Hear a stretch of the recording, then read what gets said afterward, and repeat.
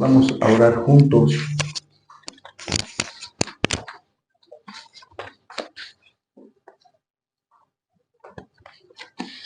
dándole gracias a Dios por tantas bondades. Señor, pues,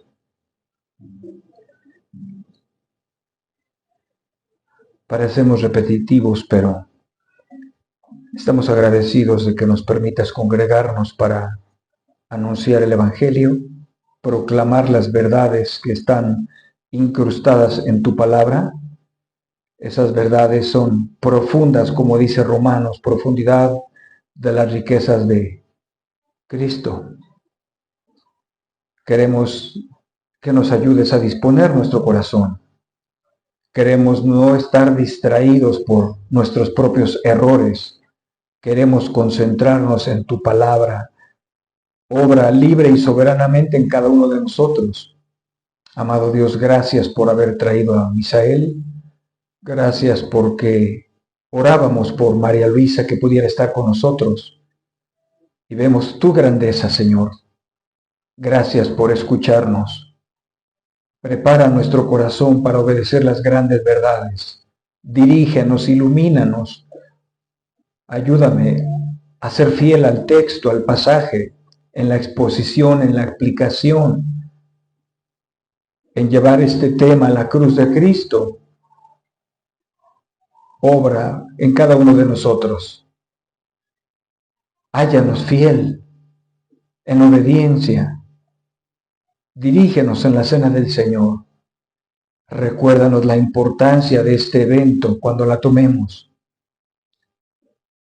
Perdónanos nuestros pecados. Bendice nuestras iglesias hermanas con tu palabra, con tu presencia, con tu espíritu.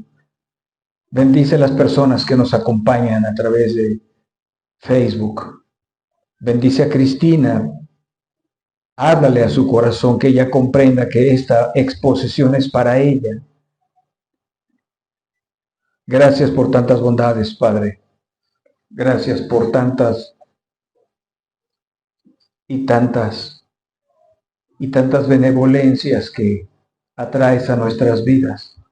Gracias por la obra de Cristo, que ella sea nuestra fuerza, nuestro fundamento. Ayúdanos a confiar fielmente en ti todos los días de nuestra vida, a presentarnos como obreros aprobados delante de ti, con una conciencia limpia. Y si alguno hubiere pecado, como dice Juan, abogado tenemos a Jesucristo el justo. Y Él es la propiciación por nuestros pecados. Padre, gracias por todas tus bendiciones en Cristo Jesús. Amén. Pueden tomar asiento. Vamos a hablar hoy de Romanos.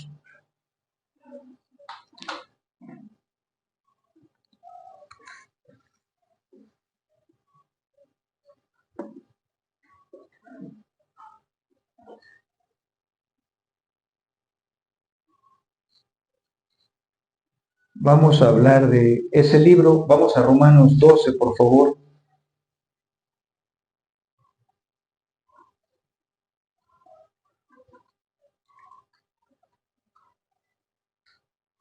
Romanos 12, versículo número 1 y 2.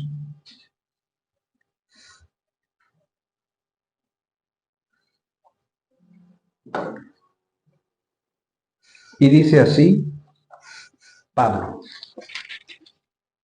por tanto, hermanos, les ruego por las misericordias de Dios, que presenten sus cuerpos como sacrificio vivo y santo, agradable a Dios, que es el culto racional de ustedes. Y no se adapten a este mundo, sino transfórmense mediante la renovación de su mente, para que verifiquen cuál es la voluntad de Dios, lo que es bueno y aceptable y perfecto. Ahí. Obviamente difiere un poco porque ustedes tienen otra versión, la Reina Valera, ¿verdad?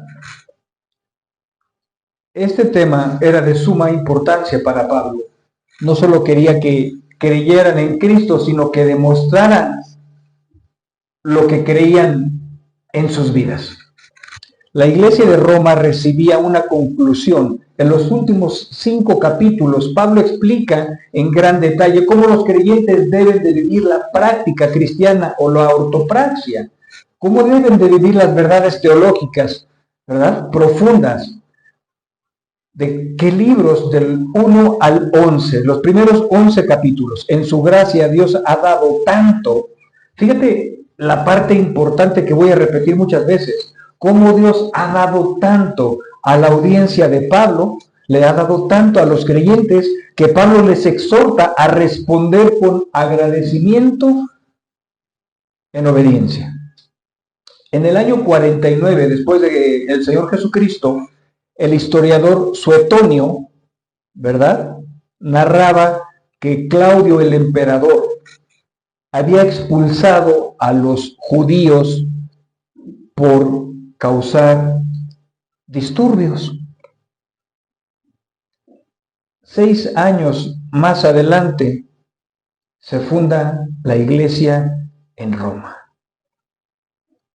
Pablo se concentra en esta última frase de su doxología.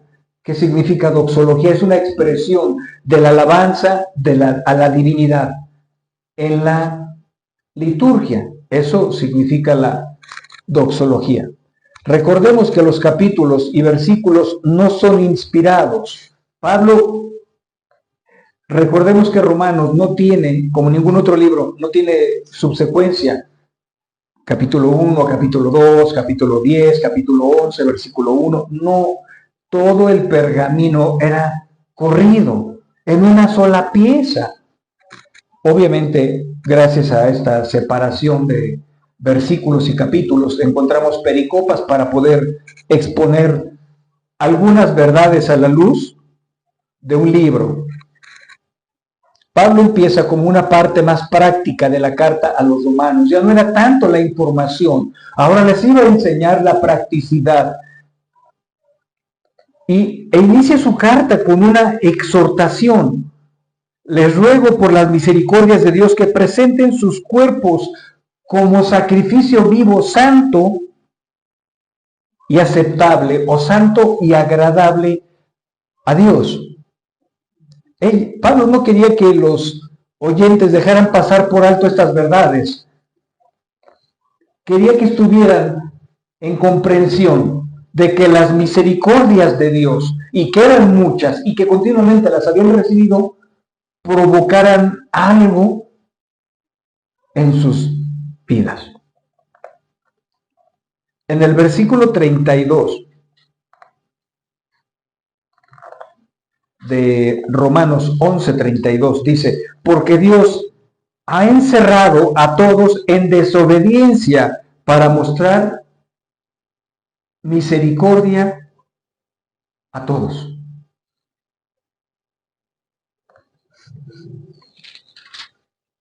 Pablo quería dejar con mucha claridad e insistencia que todas las bondades que los creyentes, su audiencia en Roma, recordaran las muchas misericordias que Dios les había otorgado. Fíjate lo que dice en el capítulo 10 como contexto histórico. Hermanos, el deseo de mi corazón, dice Pablo, y mi oración a Dios por ellos es para su salvación, porque yo testifico a su favor de que tienen celo de Dios, pero no conforme a un pleno conocimiento, pues conociendo la justicia de Dios y procurando establecer la suya propia, no se sometieron a la justicia de Dios. En el verso 3, en el capítulo 3 de Pablo, les recuerda en el 3:11 por qué este grupo de creyentes estará siendo expuesto al Evangelio. ¿Por qué tenían que recordar las misericordias de Dios. Pero dices, tú y yo no somos judíos. ¿Qué podemos comprender? Por las misericordias de Dios pudiera ser el sol, pudiera ser la creación, pudiera ser tu familia. Pero específicamente, estos hombres gentiles, porque no eran judíos, les iban a recordar cuáles eran esas misericordias. No hay justo ni aún uno. No hay quien entienda. No hay quien busque a Dios. Todos se han desviado. A una se hicieron inútiles.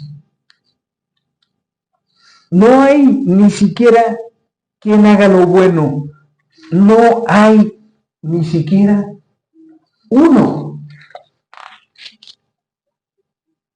Por eso mencioné que en nuestro libro no hay división de capítulos para Pablo. Les había expuesto, ustedes, de entre todos ustedes no hay ni siquiera uno bueno, aunque se crean, aunque sean judíos, aunque sean descendientes de Abraham. Fíjate cómo este hombre intrépido, atrevido, con mucho celo de Dios, se atrevió a confrontarlos con la palabra de Dios. Aunque sean descendientes de Abraham, no hay ni siquiera uno bueno. Si vemos el mismo espíritu en otro contexto compasivo de Abraham ante el ángel de Jehová para la destrucción de Sodoma y Gomorra, ¿qué fue lo que sucedió? Señor, no los destruyas. Si hubiera 50 justos, no los destruyas. Y dice Dios, bueno, si hubiera 50 justos, no destruyo Sodoma y Gomorra. Y Lot replantea, bueno, 40, bueno, 30. Imagínate en una ciudad con miles y miles de personas, no había 30 justos.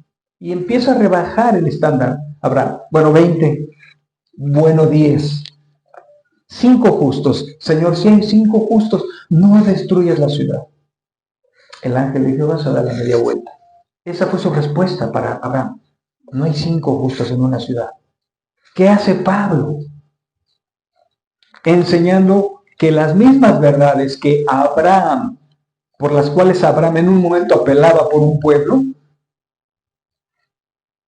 dando a conocer la verdad teológica. No hay justo ni aún uno. No importa de qué tribu seas. No importa si eres descendiente de Benjamín, de la tribu de Judá, de Galaad, no importa. No hay justo ni aún uno. No hay quien haga lo bueno. ¿Cómo crees que este mensaje llegó a los oídos de la primera audiencia? Perturbados, confrontados. ¿Cómo no somos buenos? ¿Y qué hay de nuestro linaje? ¿Qué hay de nuestra descendencia?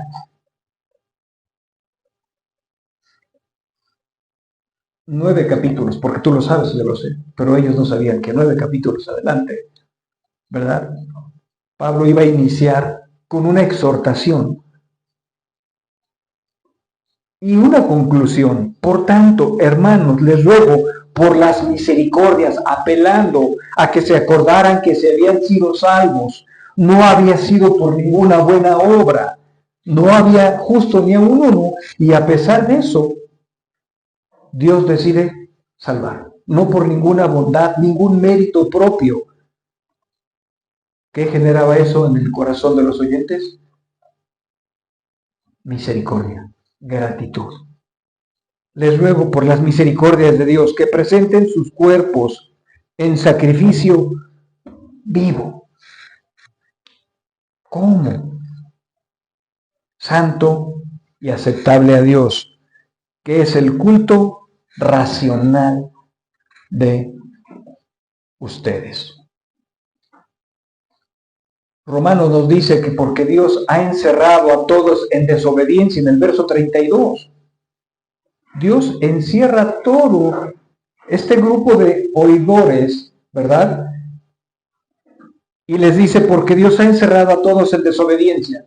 Si son desobedientes, ¿de dónde puede sacar uno bueno? Si son desobedientes, ¿de dónde puede sacar uno justo? No lo puede sacar.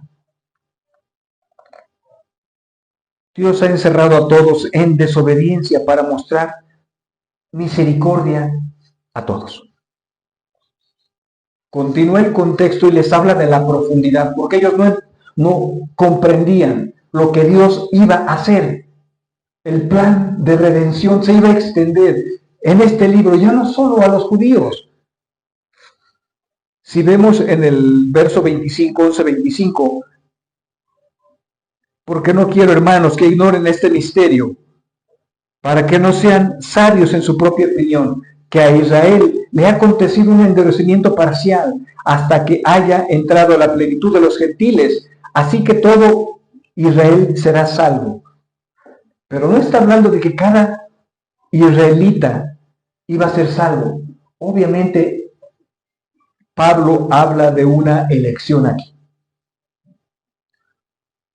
¿Cómo estaba manejando Pablo estas asombrosas noticias para su audiencia?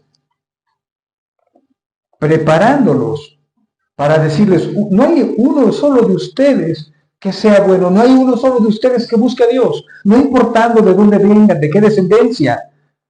¿Sabes para qué hace ese contraste maravilloso? Para exaltar la misericordia de Dios. Les ruego, los exhorto, por las misericordias de Dios, por las misericordias de Dios, han sido muchas, que presenten sus cuerpos en sacrificio vivo. Todas esas misericordias deberían de producir un estilo de vida diferente. ¿En quién? En esta iglesia, en estos hombres que profesaban una fe en Cristo. Si bien Dios ya le ha hecho algo, había iniciado una obra en ellos de misericordia, habiendo nadie bueno, y salvándolos a pesar de que no había nadie bueno, ahora esa obra podría ayudarles a que estos hombres pensaran en sus vidas como un sacrificio vivo y santo, aceptable a Dios. Pablo, pensando en Romanos 3:11, de que no hay nadie bueno, de que no hay nadie que busque a Dios, de que todos se desviaron, de que todos se hicieron inútiles, ahora les dice, todas esas misericordias de Dios, yo les exhorto a que a través de esa revelación modifiquen sus estilos de vida. Ese era el mensaje primario de Pablo a su audiencia, conectándola con las misericordias de Dios. Compara Pablo la vida que están viviendo con la vida que Dios está demandando.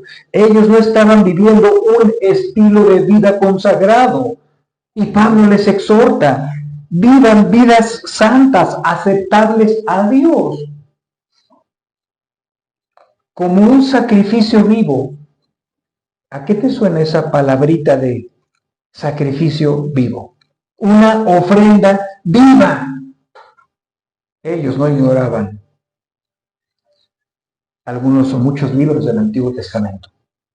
Sabían que los sacrificios eran a Dios, los ejecutaba el sacerdote, pero el animal que se presentaba como ofrenda a Dios era un animal perfecto, sin mancha, no era un animal viejo, no era un animal enfermizo,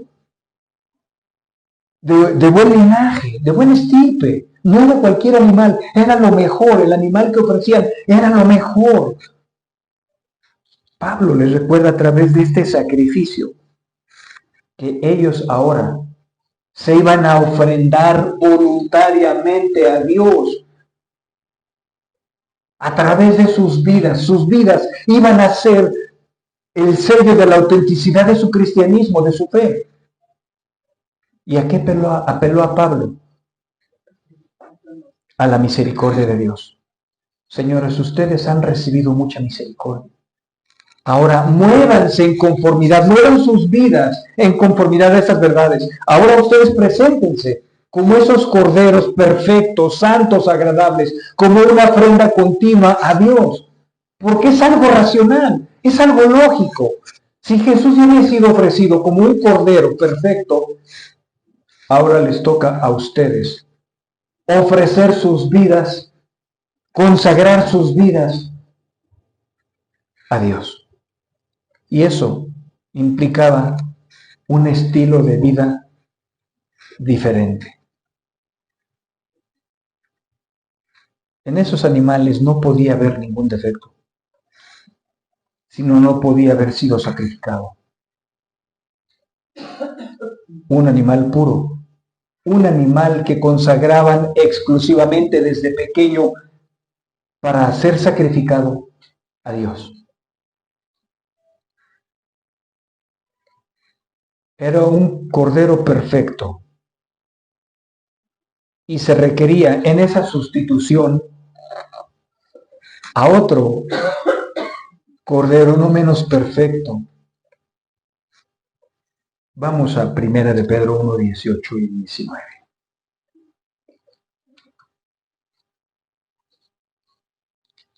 Primera de Pedro, versículo 1 del 18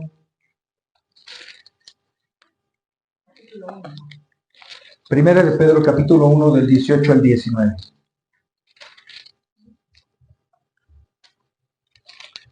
Dice, ustedes, Pablo, también Pedro tenía su audiencia, ¿verdad? Ustedes saben que no fueron redimidos en una negación de su vana manera de vivir, heredada de sus padres. No fueron redimidos porque sus padres les heredaron una manera de vivir equivocada, con cosas perecederas como oro o plata. Y empieza un contraste, sino con sangre preciosa, como de un cordero sin tacha y sin mancha, la sangre de Cristo. No puede de ninguna manera, bajo ningún término, bajo ninguna circunstancia, haber una consagración si esta sangre no había limpiado sus vidas. ¿Por qué? Porque Dios no iba a aceptar sus obras. Ellos sabían como judíos que son trapos de inmundicia. Necesitarían abrazar la fe, necesitarían abrazar el sacrificio de Cristo. Esto ya había sucedido en el libro de Romanos, escribió 56 años después. Ya había sido Cristo crucificado. Había toda la relación de este sacrificio, de esta ofrenda. Ellos no podían corregir ningún aspecto de su vida si Cristo Jesús no había sido la propiciación por sus pecados. No había forma de que Pablo les pidiera esto a gente inconversa. Solo cambiar hábitos o costumbres. El sacrificio de Jesús era la obra, la única obra, en una exclusividad que Dios iba a aceptar para la sustitución. Y esa obra de amor y de poder es lo que a ellos se les iba a pedir, que sus estilos de vida ya no fueran los mismos. La misericordia de Dios era imprescindible para Pablo. Apelar al razonamiento de su audiencia. Esa es la única manera en la que podemos presentarnos a Dios como un sacrificio vivo, santo y aceptable. Lo hizo posible el Señor Jesucristo. Lo único que puede hacer posible que seamos una verdadera ofrenda para Dios es la poderosa cruz en Cristo o de Cristo. Ahí nació la vida espiritual. Ahí iniciaron las bendiciones. Ahí también comenzaron las responsabilidades. Ahí es el inicio de nuestra adopción, de nuestra liberación. En el capítulo 11:36 de Romanos, el propósito se nos está revelando. ¿Por qué debemos de presentarnos como un sacrificio vivo y santo para que seamos aceptos para Dios? Se encuentra también incrustado en nuestro pasaje. ¿Cuál es el propósito de tener vidas santas, dedicadas, consagradas a Dios? Y Pablo lo había dicho pasajes arriba. El propósito, porque de Él, por Él y para Él son todas las cosas. A Él sea la gloria para siempre. Amén. Esa es la impenetrable verdad, el propósito real de nuestras vidas. Nos exhorta Pablo, por todas las misericordias de Dios, a vivir vidas que sean productivas, vidas que sean consecuentes en sus creencias. Si Cristo se sacrificó y ya hizo lo que le correspondía, era el turno de esta iglesia vivir vidas sacrificiales con un único y exclusivo propósito: la adoración racional. Y Pablo lo llama, porque esa adoración racional es de culto racional. Se desprende esta adoración como un culto racional. ¿Por qué? Por recordar todas las misericordias que Dios había efectuado en esta audiencia, en estos hombres. Y Pablo les dice también, hay otra exhortación: no se adapten al mundo, transfórmense. Expresa un requerimiento constante de oponerse a la influencia formativa, porque de una manera o no, te van formando las malas costumbres, te va formando la banalidad, te va formando, va creando un hombre diferente que Dios no quiere que haya sido creado. Nos manda que nos opongamos a la influencia formativa del mundo y cambiar mediante la renovación ¿de qué? Del pensamiento. Pero habla de dos aspectos muy interesantes. No se adapten al mundo era conformarse en una manera o identificarse en una manera externa. Pudieran haber sido las prácticas paganas de ese tiempo, las vestimentas, las costumbres, el lavamiento de muchas cosas. Y Pablo dice, no se adapten a ese mundo. Renuévense. Hay un medio de gracia diferente para que ustedes no practiquen, no se parezcan, no sean una réplica de la gente de afuera. Debe de haber un distintivo en ustedes. Y apela Pablo a algo interno, que era la renovación en sus mentes. ¿Cómo podían dejar de ser como eran después de haber sido tan influenciados por el Imperio Romano y sus costumbres paganas, la adoración a César, las orgías, las comidas excesivas? ¿Cómo ahora Pablo iba a contrarrestar todo eso con lo que habían crecido? Los lleva a la fuente primaria de la renovación. No se adapten a este mundo. Transfórmense mediante la renovación de su mente.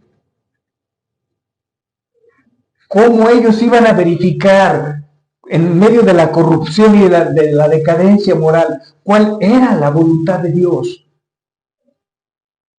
Que era agradable y perfecta.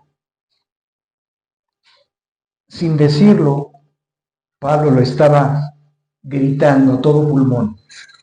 La única manera de renovarse en medio de la contaminación pagana de los romanos era a través de la palabra de Dios, que iba a cambiar sus costumbres, sus prácticas, que iba a renovar su mente. ¿Cómo ellos iban a detectar qué sí podían hacer y qué no podían hacer en su nueva libertad en Cristo? Tenían que ir a investigar en la palabra de Dios si lo que ellos estaban haciendo estaba en conformidad a la voluntad de Dios ya revelada. Ellos no tenían que adivinar si lo que voy a hacer es correcto o incorrecto. Ellos tenían ya mucha información para descubrir cuál era el propósito de la voluntad de Dios agradable y perfecta. Ahora vemos nosotros cómo nos rebotan esas verdades. Pablo resume la aplicación de una manera positiva y una manera negativa. Positiva porque es la respuesta apropiada a Dios. Uno decide ofrecerse y presentarse a Él para su servicio. Ya no somos judaizantes, ya no necesitaban estos nuevos gentiles que dice el texto pasado. Iba a entrar la plenitud de los gentiles. Dios estaba castigando a su pueblo por haberlo desechado. Y ahora dice, voy a llamar a un pueblo que no es pueblo, para que ustedes tengan celo. Por su endurecimiento, en muchos pasajes de Romanos, habla de que los judíos rechazaron el Evangelio. Y ahora Dios, en el mismo plan A de la redención, incluye a los gentiles. Y les invita a cambiar su estilo de vida. Renuévense. Ustedes nunca van a comprobar cuál es la voluntad de Dios agradable y perfecta. ¿Cuál es la voluntad que Dios desea para sus vidas? Si no la van a conocer a través de mi palabra. Nosotros, como segunda audiencia, si esto se escribió hace 1900 años, ¿ustedes creen que no tenga el mismo efecto? La misma demanda para nosotros, porque este libro ya habla de gentiles como tú y como yo, habla de responsabilidades. Hermanos, nos está diciendo, ustedes también, que no había nada bueno en ustedes, que éramos inútiles, que nadie de nosotros buscaba a Dios. La historia se repite 2000 años, el mismo pasaje está en un presente continuo. Ustedes mismos, que eran enemigos de Dios y han sido reconciliados a través de la cruz de Cristo, se les expuso al Evangelio, sean ofrendas vivas a Dios. Que sus estilos de vida sean consecuentes con lo que Dios está demandando, un sacrificio vivo y santo. Santo, hemos visto que esa palabra santo tiene dos significados diferentes. Uno es apartado para Dios y uno apartado para el pecado. Pero Pablo está incluyendo estas dos verdades en esta misma palabra. Santos posicionalmente para Dios, apartados para Él. ¿Por qué? Porque lo podemos ver en la teología. El sacrificio de un animal era exclusivamente apartado para Dios. Ese es en un sentido, pero en otro sentido, Pablo nos está hablando de una santificación continua, que tu estilo de vida te determine, que la gente que te conoce vea que tu estilo de vida es una ofrenda continua a Dios. Que tu manera de vivir expresa y es consciente y consecuentemente consciente con lo que tú crees que es Dios. ¿Por qué? Porque no lo estaban haciendo.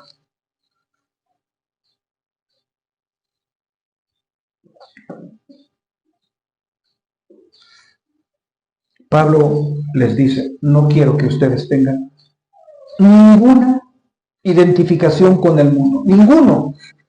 Ustedes fueron rescatados de su vana manera de vivir y ahora ya le pertenecen a Dios.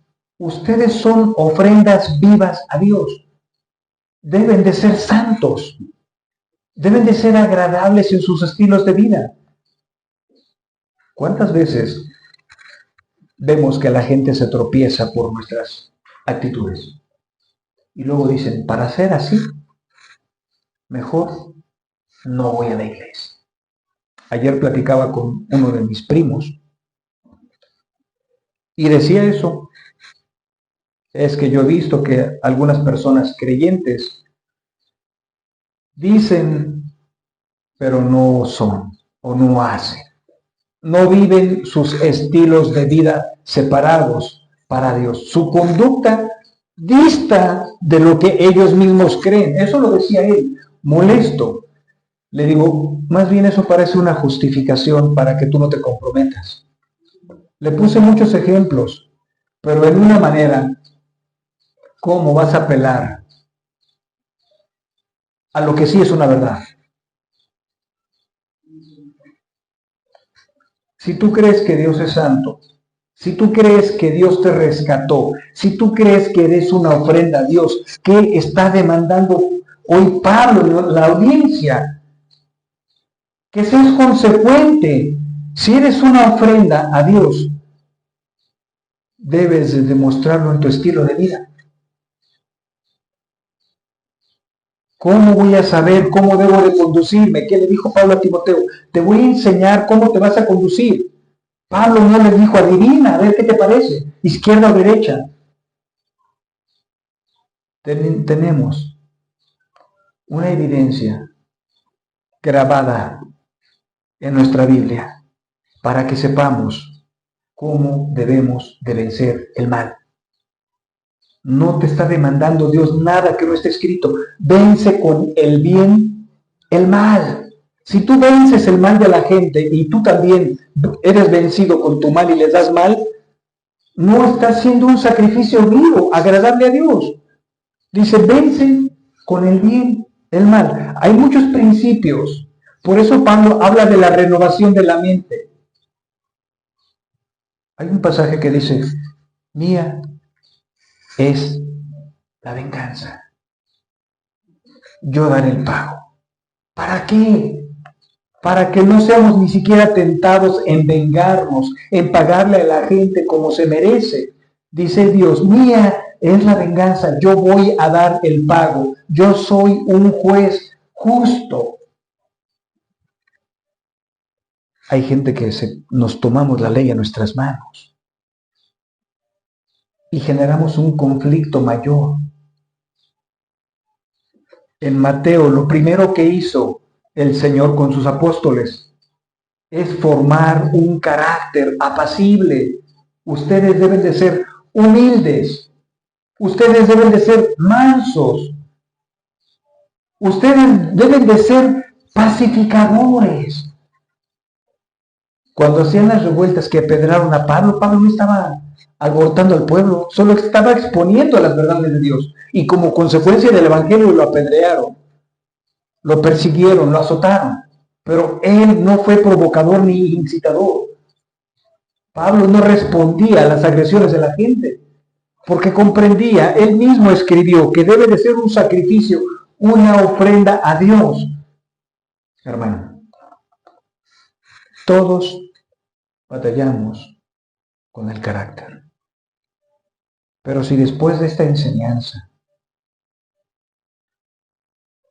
no haces una disminución inmediata de tu carácter, de tu temperamento, no estás en esa armonía de lo que Dios está demandando. Tienes que ser, no pueden decir, es espantoso que digamos, ay, es un hermano en Cristo, pero tiene un mal carácter. Dices, ese hombre o esa mujer no está haciendo una ofrenda viva a Dios. ¿Por qué? Porque hay un problema con su carácter. En una iglesia a un hermano le decían el Grinch. O sea, es un espanto. Es un espanto. Una cosa es que un hermano caiga en pecado y demuestre un mal carácter y lo va a corregir, a que continuamente la gente te detecte por un mal carácter. Eso es una cosa distinta. Pablo estaba haciendo una invitación, una exhortación. Les ruego por las misericordias de Dios, por lo que Dios ya hizo en sus vidas, por lo que Cristo invirtió en ti, la cruz, su muerte, su sacrificio. Tantas bondades que Dios ha otorgado en Cristo. Por esas misericordias, Presenten sus cuerpos como una ofrenda a Dios, como un olor fragante, vivo, santo. Yo te pregunto, me adelanto una aplicación. ¿Tu carácter es consecuente con lo que Dios demanda de uno de sus hijos? Porque si no tienes un problema. Jesús mismo dijo, tardo para la ira, pronto en misericordia. Si tenemos ese carácter intemperante, no estamos siendo esa ofrenda que Dios demanda de nosotros. ¿Por qué? Porque se te han olvidado las misericordias. Cuando tú recuerdas las misericordias, tus esfuerzos no se te van a hacer mucho. Es que me cuesta tanto trabajo quedarme callado. Cuando tú recuerdas todas las misericordias que Dios te ha otorgado, no vas a tener fuerzas para ser un pacificador, para ser un agresor, sino un pacificador, porque hemos recibido muchas misericordias.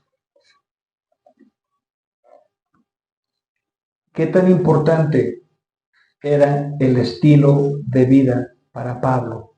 Importante. No solo que se apartaran los creyentes de prácticas paganas como hoy, es un deber cristiano apartarte de prácticas paganas, ¿no? Sino que tu estilo de vida sea una ofrenda, que tu carácter sea una ofrenda continua a Dios. Hay un pasaje que dice, en la ira del hombre no va a obrar la justicia de Dios. Cuando peleamos tanto nuestro derecho de maneras inapropiadas, es porque tienes una justicia muy alta de ti mismo, un orgullo muy grande. Decimos en México, no le puedes decir ni mi alma porque no la callas o no lo callas. Eso no es un carácter adecuado para alguien que profesa una fe en Cristo. Hay gente que aparentemente es muy pacífica, pero le haces algo que le parece injusto y va a la guerra, y va a la carga, y no la callas, y saca sus argumentaciones y terquea y nos lleva a un ámbito de la impiedad. ¿Cómo hace el mundo? Eso es lo que Pablo está hablando, denotando. ¿Cómo resuelve el mundo sus conflictos? A través de asperezas, a través de tonos agresivos, a través de generar más caos. Pablo también dijo, bueno, no es cierto, Pablo no. Mateo dijo en Mateo, bienaventurados los pacificadores. La blanda palabra aquieta la ira. Eso es innovarte en tu mente. No responder agresión con agresión. Eso no es de gran estima a Dios. Hay gente, me ha tocado escuchar gente que escucha una injusticia e inmediatamente su boca responde agresivamente. Y Jesús tiene un principio para ti hoy. No dejes que tu boca te haga pecar. ¿Te acuerdas? A alguien le dijo en el Antiguo Testamento, no voy a permitir o a consentir que le hables descomedidamente a mi siervo, a mi hijo. ¿Cómo te ves tú cuando hablas descomedidamente?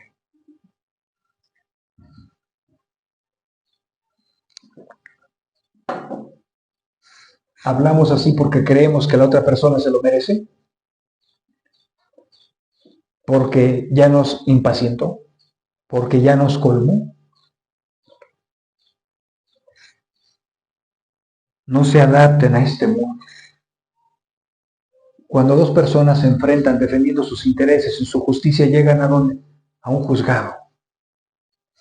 Llegan a los golpes. Se dejan de hablar las familias.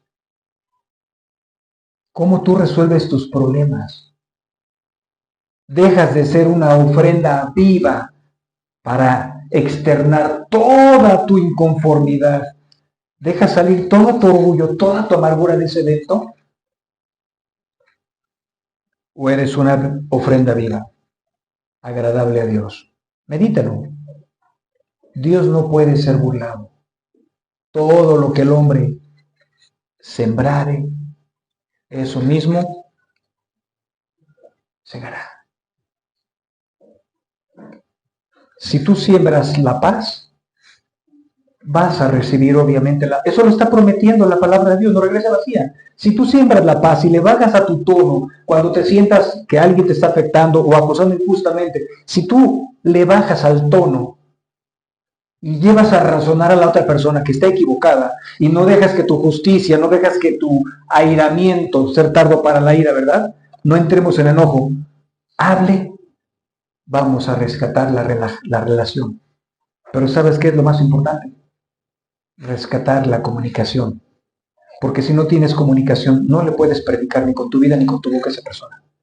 Si te ven alterada, si te ven agresivo, yo quiero ver que después de una acalorada discusión, les vayamos a predicar del amor de Cristo.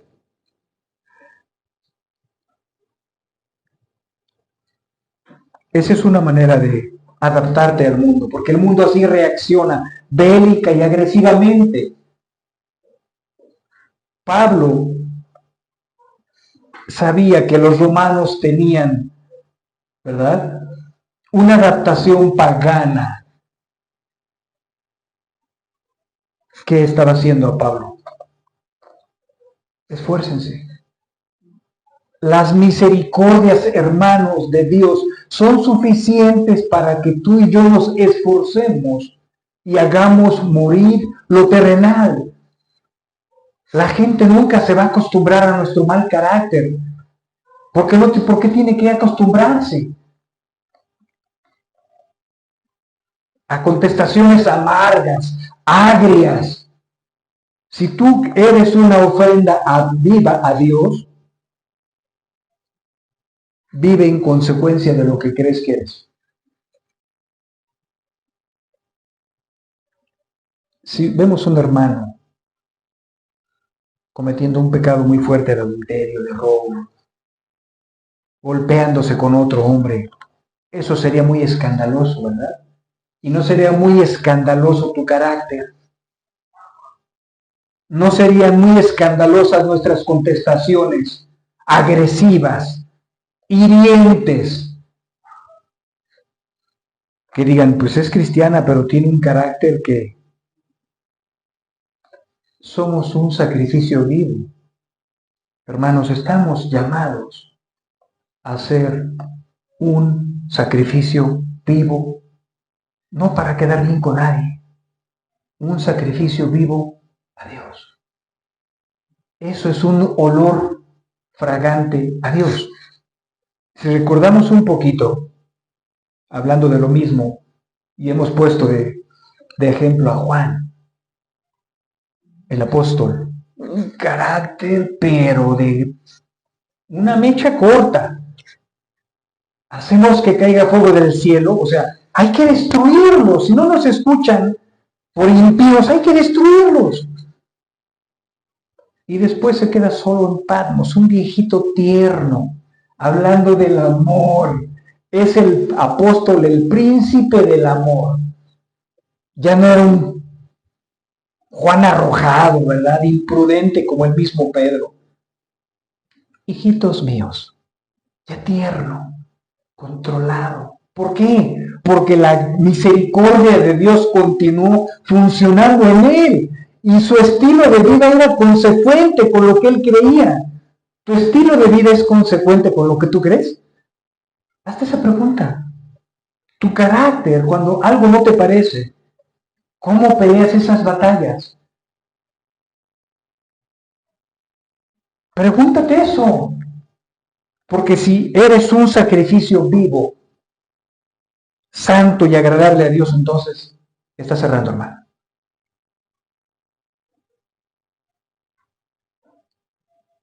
No solo Dios involucra Dios, Pablo, involucra la demanda, que apeles a la misericordia de Dios, porque eso dice, eso es muy racional. Recuerda que en otro tiempo no me buscabas y ahora me buscas porque yo inicié una obra. Ok, a través de lo que yo hice por ti y en ti, modifica tu estilo de vida. ¿Qué más les dijo? Y renueva tu mente.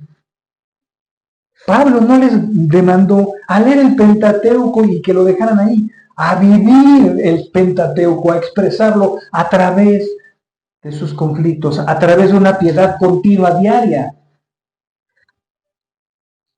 Esa es una renovación verdadera. ¿Por qué crees que hay tanta insistencia en esas afamadas pericopas?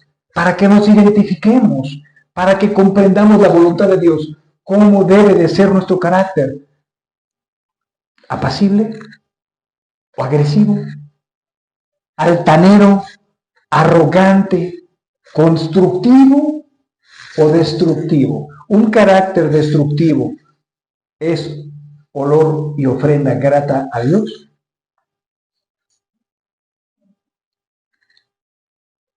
Supongamos, ese es un ejemplo. Supongamos que va nuestro querido Misael en la calle y va dándole duro a la silla.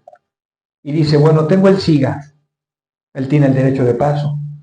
Y un motociclista, un ciclista o un automovilista se da la vuelta a la derecha, pero Misael tiene el paso. Y la imprudencia de este hombre, sea motociclista, ciclista o automovilista, todo termina en ista, ¿verdad? Está cerca para chocarlo. Y se voltea y dice, ¿qué te pasa, parado? ¿Qué no? Ese es el ejemplo de Pablo. No estás siendo una ofrenda viva, agradable a Dios. Estamos sobreentendidos que el otro tuvo la culpa, pero Dios está demandando una reacción diferente de cada cristiano. Dice, vence con el bien el mal. ¿Qué pasa cuando yo podría cometer una imprudencia? ¿Cómo te gustaría que te hablaran los demás? Imbécil, fíjate lo que haces. A lo mejor tendría muy seguramente razón. ¿Cómo te gustaría que te hablaran, se comunicaran contigo cuando tú fallas? Cuando alguien hace algo que no nos parece. De la misma manera que te gustaría que alguien te dijera, oye, fíjate, casi me atropellas, tranquila y pasivamente, ¿no sería la misma manera que Dios espera que tú reacciones o reaccionemos con los demás? En la ira del hombre no obra la justicia de Dios. Vemos que esa intemperancia que está en nosotros no nos está ayudando a hacer esas ofrendas vivas, agradables a Dios. Necesitamos 2 cosas, 3, 4. Una, recordar las misericordias de Dios, todas sus bondades.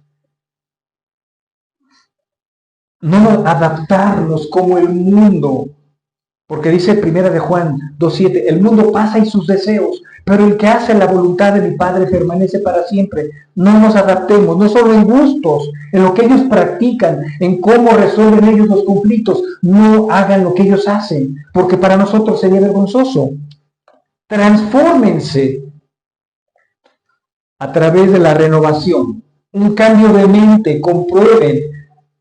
¿Cuántas veces Cristo estuvo expuesto a que lo despeñaran? Lo bofetearon. Si tú hubieras estado en su lugar, ¿cómo hubieras reaccionado? Ay, me van a conocer. Esta no se las paso. Por eso era el Cordero perfecto, humilde. Aunque nuestro pasaje no habla de la humildad, ¿tú crees que no es una adaptación al mundo? Porque en el mundo no hay gente humilde. Tenemos que renovar nuestra mente a través de qué? De la palabra de Dios.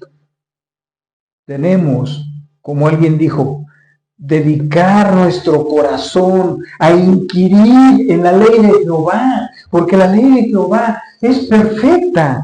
La ley de Jehová convierte el corazón. La ley de Jehová se sabe al sencillo. ¿Sabes cuál es el propósito? Al estudiar la ley de Jehová y convertir tu carácter en un carácter diferente, santo y agradable a Dios, ¿cuál es el propósito? Lo que dice nuestro último pasaje, que verifiques cuál es la voluntad de Dios, lo que es bueno y aceptable y perfecto. Necesitamos la palabra para que vaya reformando no solo nuestras intenciones, sino reformando nuestras acciones. En el sentido negativo, Pablo afirma que debemos ofrecernos a Dios significa rechazar el estilo de vida que antes abrazábamos. Ahora lo tenemos que rechazar. ¿Por qué? Porque estamos en Cristo. ¿Por qué? Porque somos nuevas criaturas. El cristiano es hecho lo suficientemente sensible a través de la palabra de Dios para verificar la conducta. ¿Cuál es la conducta? ¿Cuál es la voluntad revelada que Dios le quiere? Fíjate, esto lo dijo un comentarista. ¿Cuál es la voluntad revelada de Dios para cada situación de nuestras vidas? ¿Cómo vamos a enfrentar los problemas? Santos, dueños de nosotros mismos, ¿en esa medida vamos a ser agradables a Dios? ¿O con un carácter intemperante, agresivo, con palabras hostiles que van a lastimar el corazón del prójimo? El mandamiento es: amarás a tu prójimo como a ti mismo. Otro mandamiento es: no hagas lo que quieres que te hagan. Si la gente no nos respeta es porque no los hemos respetado.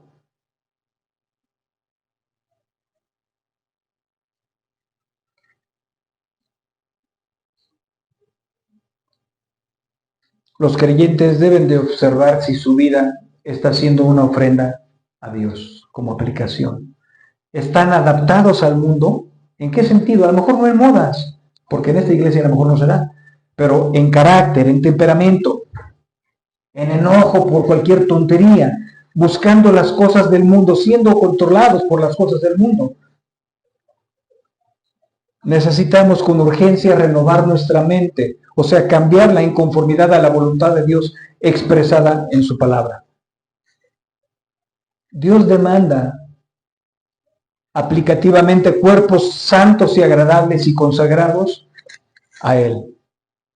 Dios demanda que los que decimos ser cristianos tengamos un carácter consecuente a nuestra creencia teológica. Puedes tener una buena teología, pero una mala ortopraxia. Vuelvo a repetir. Puedes tener una buena teología, una buena comprensión de muchas doctrinas y tener un mal carácter. O tener un estilo de vida pagano con un carácter que ni tú misma te puedes controlar. Ni tú mismo puedes controlar lo que sale de tu boca cuando estás molesto. Tus reclamaciones, el airarte tan fácilmente por cosas que son tan superficiales. Es muy, pero muy importante el cambio de tus ideas, de la carne. Alguien decía: así soy. No, mi rey, aquí no. Aquí Dios demanda hombres y mujeres, manda un olor fragante a Dios en un estilo de vida. Que nuestras vidas sean como esa lámpara que alumbra el camino, no solo tu camino, el camino de otros también.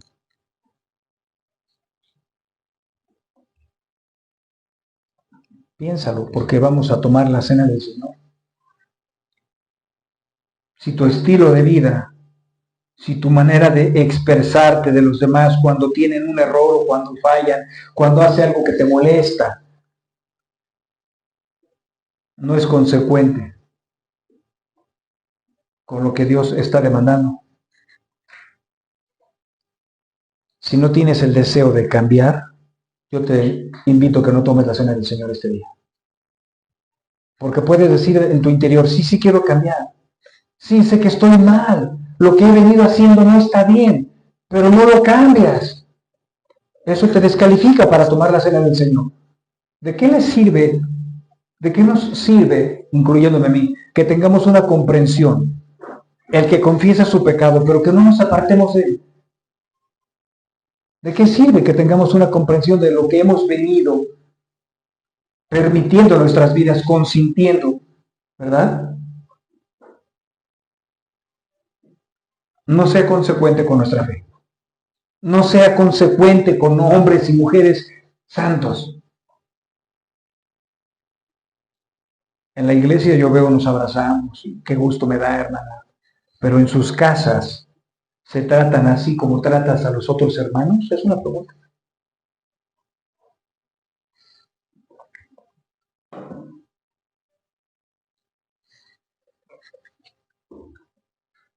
Como dijo alguien, el pecado está a la puerta. Si tú eres una de esas personas y ya lo reconociste y estás dispuesto a hacer una ofrenda viva y agradable a Dios, tienes toda la libertad para tomar la cena del Señor. Pero si has venido intentando hacer cambios que no has logrado y no los has hecho, ¿crees que seas apto para tomar la cena del Señor? Porque no quieres cambiar.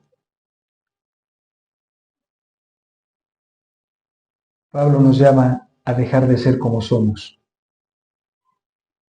y que muera nuestra propia justicia, porque solo nos causa problemas. La sensibilidad de ese orgullo nos causa problemas. Por cosas tan pequeñas nos sentimos tan heridos, tan ofendidos. Medítalo en lo que me ayuda el hermano para pasar los elementos. Vamos a Lucas, por favor. Lucas 22, 14, 20.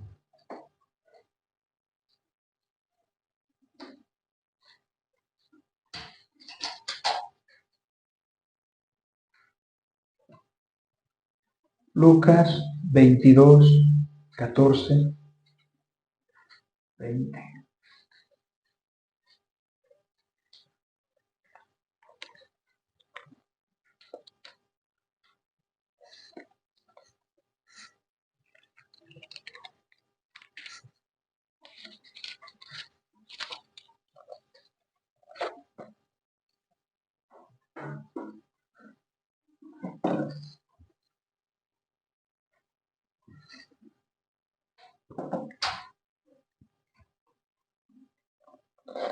Lucas 22,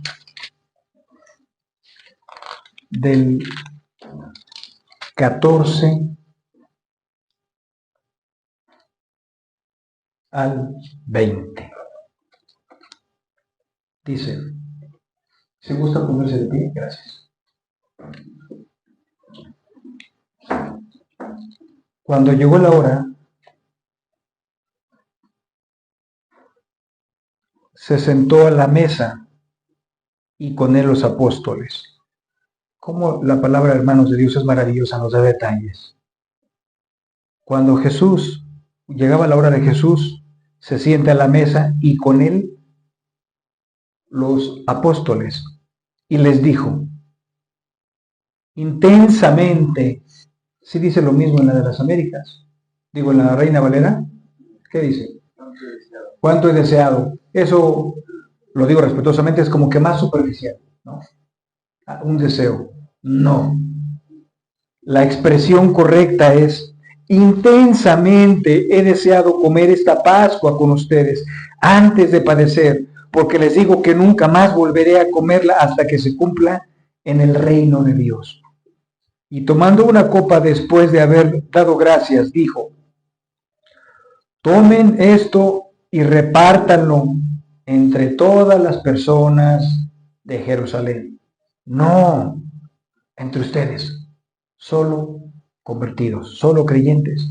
Porque les digo que de ahora en adelante no beberé del fruto de la vid hasta que venga el reino de Dios. Y tomando el pan, después de haber dado gracias, lo partió y les dijo diciendo: esto es mi cuerpo que por ustedes es dado. Hagan esto en memoria de mí. De la misma manera, tomó la copa después de haber cenado, diciendo: esta copa es el nuevo pacto en mi sangre, que es derramada otra vez por ustedes. Pero vean, la mano del que me entrega está junto a mí en la mesa. Aquí les voy a dejar una tareita. Cómo Judas, no siendo salvo, tomó la cena del Señor. Pero bueno, no es el... Ahora, fíjense, esto es una... Yo no lo he entendido hasta hoy. Esto de la cena del Señor era que los discípulos también observaran una promesa que ya se había dado en Mateo 28:20. ¿Qué les dijo? Yo estaré con vosotros todos los días hasta el fin del mundo. Y la cena del Señor era un día muy especial, porque era un día que Jesús deseaba participar con sus apóstoles intensamente. Nosotros no creemos, ¿nos puedes repetirlo? Nosotros no creemos en la transustanciación, que es eso que cuando estás tomando el vino se convierte en la sangre de Jesús. Pero sí creemos, y hoy quiero explicar, que a la luz de ese texto de Mateo 28, yo estaré con vosotros. ¿Quién crees que está intensamente interesado en la participación de la cena del Señor? ¿Quién crees que está intensamente interesado en la participación de la cena del Señor? Jesús. ¿Quién crees que está presente? Expectante. Jesús. ¿Por qué? Porque estamos recordando lo que Él hizo por nosotros.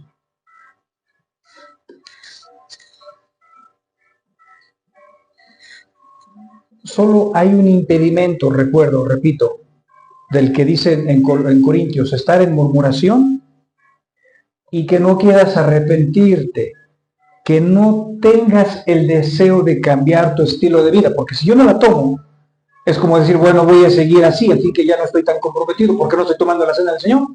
Porque no quiero cambiar. Entonces, como no quiero cambiar, no la voy a tomar. ¿Y el próximo domingo no la tomarás? Es una pregunta. ¿No la tomarás porque tu estilo de vida no ha cambiado? ¿O vas a hacer un sacrificio vivo verdaderamente? ¿Sí me explico? Bueno, yo no la tomo porque no lo he hecho. El arrepentimiento me permite tomarla. Pero ¿qué pasa si no la tomo? Entonces el próximo domingo tampoco la tomo porque no estoy cambiando mi estilo de vida. A menos de que estés pensando en no cambiar tu estilo de vida, no la tomes. ¿No? Jesús está involucrado, interesado en la participación en todas las iglesias cuando se toma, se consume la cena del Señor. Lo decimos a la luz, lo digo a la luz de ese texto, yo estaré con vosotros todos los días. Hoy se le denomina un día. Hoy es la reunión del cuerpo de Cristo. Y recordamos lo que Cristo hizo, que fue partido por nosotros. Su cuerpo fue molido por nosotros. Y dice, tomando con comprensión, ¿verdad? Con discernir el cuerpo del Señor, tomando la copa, ¿qué dijo? Después de haber dado gracias, tomaron el pan, que es su cuerpo. Cuando ellos comían en la cena del Señor, aclaro algo que nunca he aclarado, ellos compartían la comida, el ágape, y después tomaban la cena del Señor, importante, ¿eh? Pero ¿sabes qué hacían? Por eso decía, muchos estaban bebidos, porque en la cultura judía o judía, se tomaban 4 vasitos de vino. No, pues estaban alegres, ¿verdad? Pero diluían 1/4 parte, 3/4 partes de vino y una de agua. Pero muy seguramente a algunos se les pasaba la mano y cuando comían ya estaban más que alegres. Y Pablo les mandaba a discernir que este evento era muy especial porque es el cuerpo y la sangre de Jesús. Como dice el pasaje, tomemos del pan, que es el cuerpo.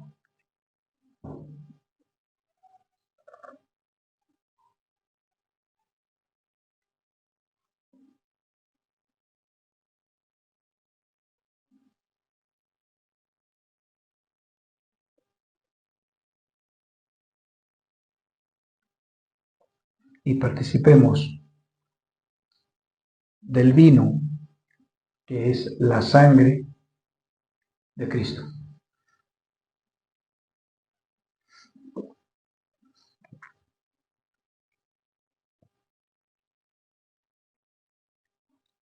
Y el mandamiento es continuo. Hagan esto en memoria de mí, hasta que yo venga. No solo, hermanos, era recordar que Jesús estaba implícita en la cena del Señor, estaba activo, presencialmente no, físicamente no. Pero también les recordaba que algo muy importante que muy pocas veces digo o decimos, les animaba, hagan esto hasta que yo venga. Les estaba recordando que Él iba a venir todavía. En un evento tan importante como la cena del Señor, le dijo, participen de la cena cada que se congreguen hasta que yo venga. ¿Por qué? Porque Él va a regresar. Debemos estar más conscientes de esa verdad, que Él va a regresar. Va a regresar por nosotros. Vamos a orar a la ofrenda a hermano Gavino.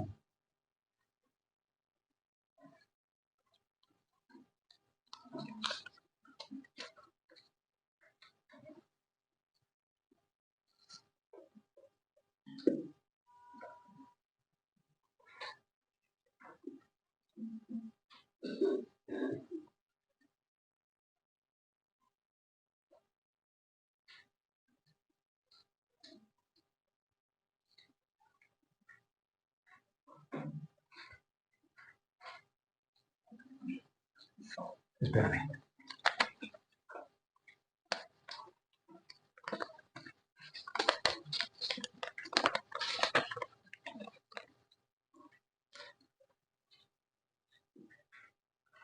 Vamos a orar para despedirnos.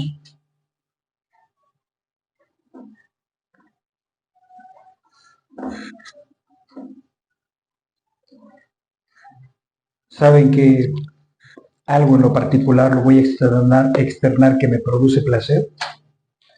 No solo es ver que la iglesia siempre está congregándose, sino que Dios añade a personas que nos acompañan, nos hacen el favor de escuchar el Evangelio. Y eso para mí es muy grato que, como nuestra querida Cristina, todos los domingos nos está acompañando favorablemente.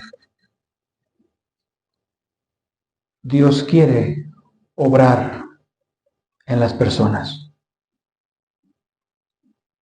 Gracias, Cristi, por acompañarnos. A ver qué día platicamos por, como dirían, WhatsApp, por Face. Te mandamos un abrazo, la iglesia de la Ciudad de México. Gracias a vosotros. Y creo que está por ahí, también nos acompaña esta Angélica López, un saludo. Vamos a orar para despedirnos.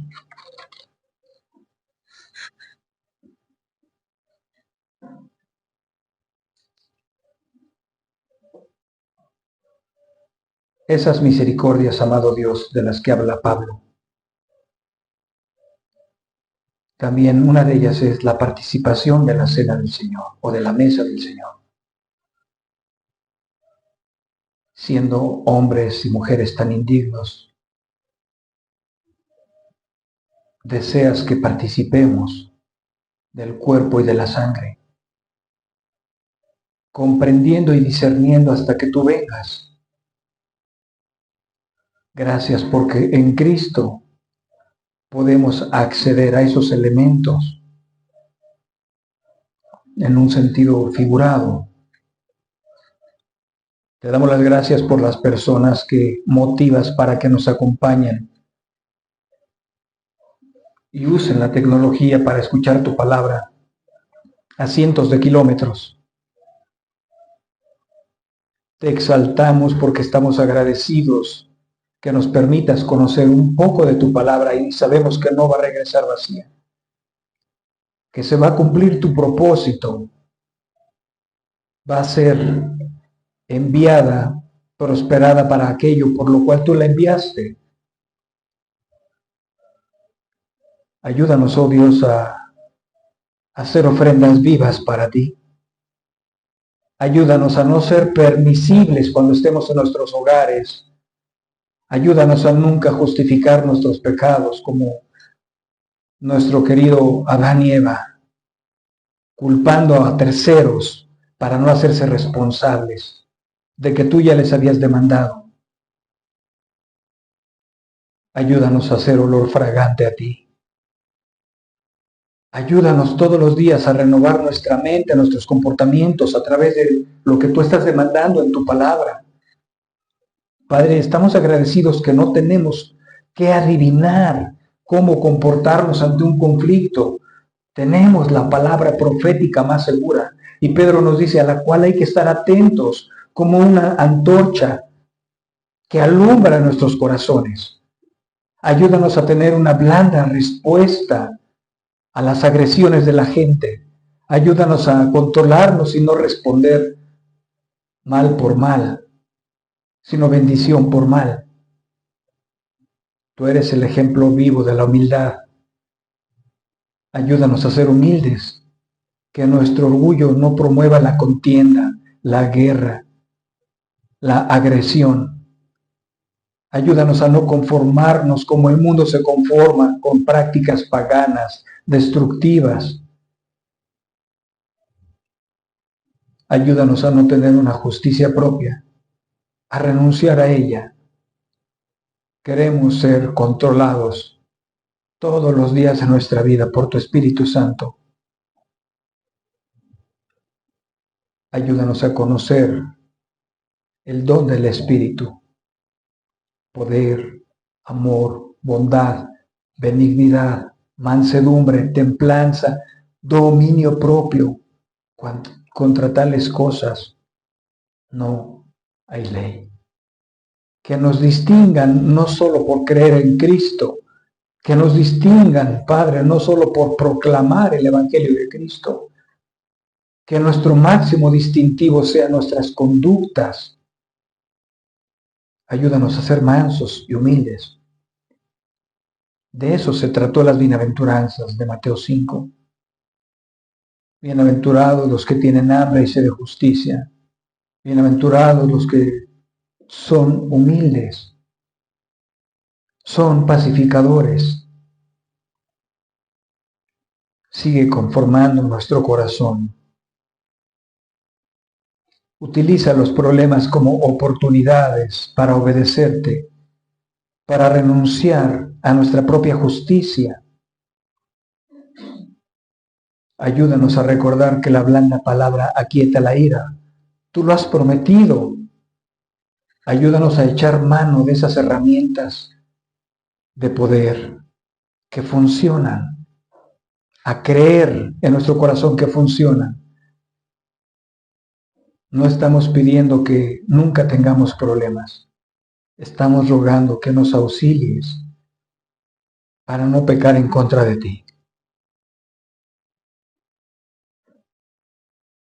El principio de la sabiduría es el temor a Jehová.